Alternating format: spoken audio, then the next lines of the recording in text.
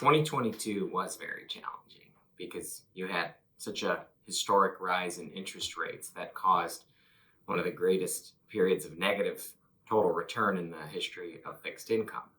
On top of that, you had the Fed embarking on a very aggressive hiking path, and people started to worry and wonder about the potential for economic growth and what impacts that might have on the fixed income market and the credit markets.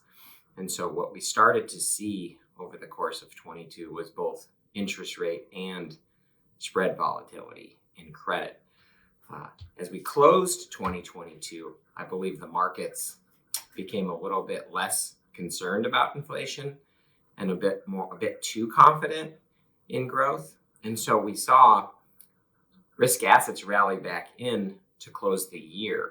And so looking forward into 2023, I really feel like we could see another period of volatility in spreads. I think interest rates have gotten very high, so they can go a little bit higher from here at these levels, probably not too much.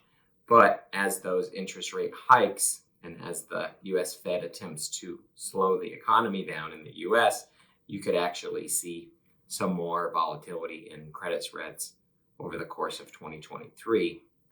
And so that really leads us to want to be positioned a little more conservatively, to be positioned more up in quality, and to take a little bit more of our risk in the really AA, AAA rated corporate bonds further out the curve from a duration perspective. And those are the areas that are going to really help us, protect our portfolios in an environment and give us an opportunity to potentially add risk later on in the year.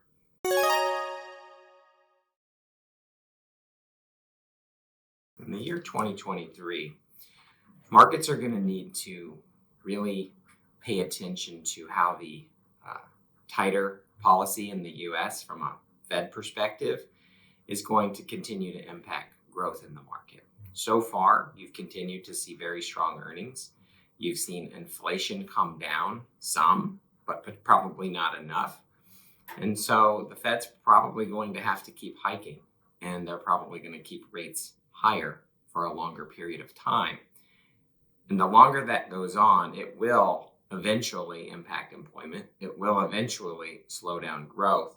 And so we really need to look across the credit space and think about which sectors are going to be impacted the most, which sectors are going to have the biggest hit to their earnings and growth due to a potential slowdown. And that's going to cause some volatility in markets. And so really, we are still focused on higher quality corporates. We are still focused on sectors that are non-cyclical in nature relative to the macro environment or less sensitive to weaker growth. Those are sectors like the telecom and cable industry. Those are sectors like the healthcare and pharma industry, as well as electric utilities. Those are sectors that have a lot more resilience during a period of stress.